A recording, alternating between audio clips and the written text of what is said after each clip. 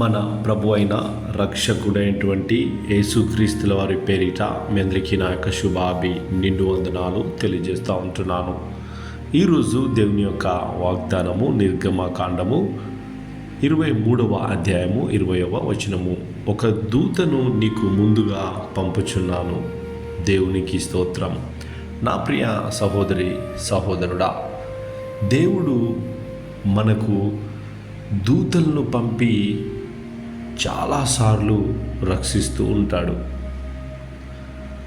అందుకే మనం ప్రార్థన చేసినప్పుడు కూడా నా ప్రయాణములో నాకు ముందుగా మీ యొక్క దేవదూతల కంచెను తోడుగా ఉంచండి అని ప్రార్థిస్తుంటాం. మనం కనుక పరిశుద్ధ లేఖనాల్లో చూసినట్టయితే ఎలీషా గారు భయపడుతున్నప్పుడు ఆయన ఆత్మీయ కనులు తెరిచినప్పుడు పర్వతమంతా అగ్ని రథముల దేవదూతలు ఆయన చూస్తూ ఉంటాడు.